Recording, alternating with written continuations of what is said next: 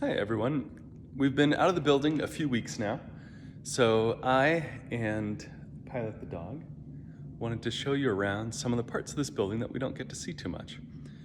Today we're going to go down into the little basement, which is actually a very big basement, but not to be confused with the big basement, which is an even bigger basement.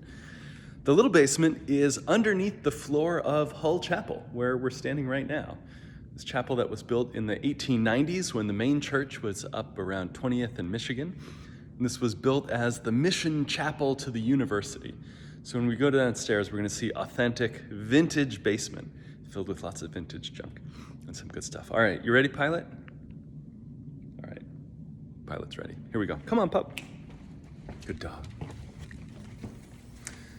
So we're going out through Hull Chapel and down the stairs, these stairs that actually lead to the choir room.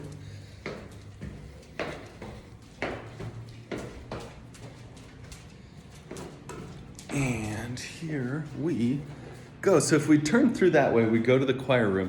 And also the secret bathroom, the secret men's room is right there that nobody knows exists, but is very handy in a pinch. All right, Pie, come here, little pup. So this nondescript door is what's going to lead us in. Oh, you're ready to go. Pilot, you know it's dark in there. What? All right, this is a braver dog than me. Here we go. So this is the Hull Chapel basement, and it is gloriously full of stuff. This is, incidentally, what all church basements look like everywhere, gloriously full of junk.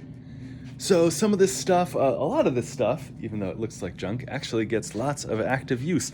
So all of our fans for the summer that go into the sanctuary are down here, and our hay bales and from the nativity play and Christmas trees, tools, and a whole bunch of seasonal RE stuff is back here that we pull out and then put back away again. Somewhere in here is a dog. Pilot, where are you? What are you doing? So Pilot is over here investigating the music stands. So I find church basements endlessly interesting and full of junk. Dude, get out of there. Just paint, man. You're supposed to eat paint. Risers and, oh, this is good stuff. So these are the old wooden pews that used to be in Hull Chapel. A few of these. So pew 16 and 25 are here and filled with junk now. But Hull Chapel, what we're looking at upstairs, and in fact, what is directly on the other side of the ceiling here, Hull Chapel, used to be filled with pews that were taken out long ago. Go on, pup. There's all sorts of marvelous stuff down here. So, spare original light fixtures, some of which have slowly been restored and put back upstairs again. Amazing, but also very water-damaged art of the church. This would have been, I think, soon after its construction.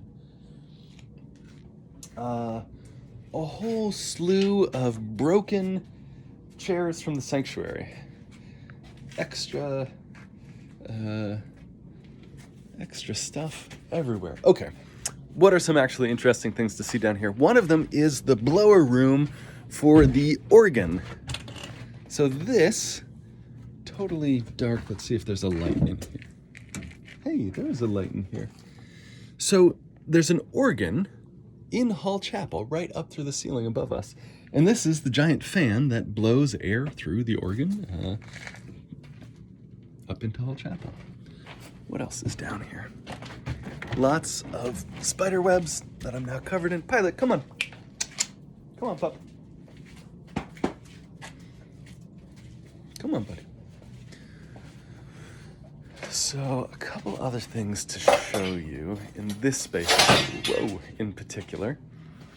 One is over here. So we're walking now from underneath Hall Chapel to the area below the bell tower.